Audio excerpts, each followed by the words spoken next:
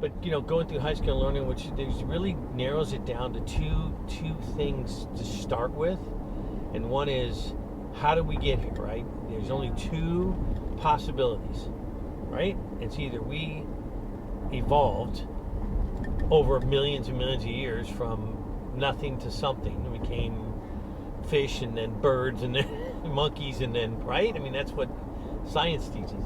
Or we were created. Right? Something designed us.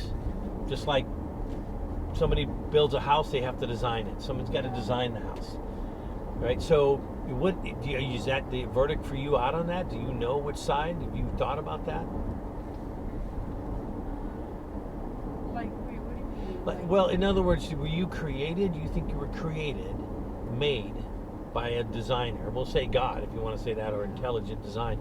Or did you... do you think we just evolved and we're just...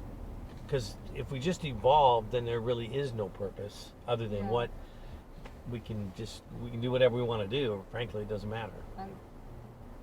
Well, like with God, like I never really thought there was like a God out there, you know. I mean, probably, but it's just I don't think it's like the right thing that they're like praising, or like I just don't think it's the right concept for like a person to praise, you know. And Okay. then just like I don't.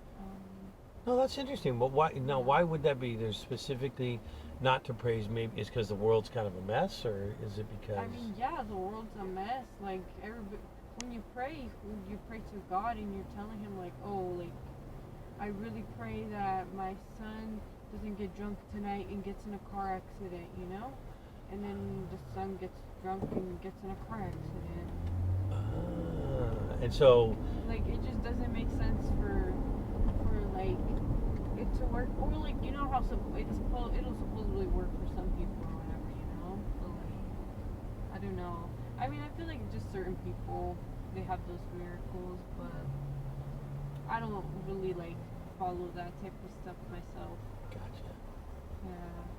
But let me throw some out at you, right? Mm-hmm. So I'm assuming that you have people you care about.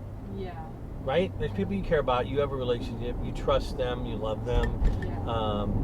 They love you, right? And you're able. I mean, you see goodness in that, right? You enjoy spending time with them, talking to them, and so forth. Okay. Yeah. So, let's just, for instance, indulge me. Listen, if we were created versus if we just, because really the other one doesn't. You can easily debunk it.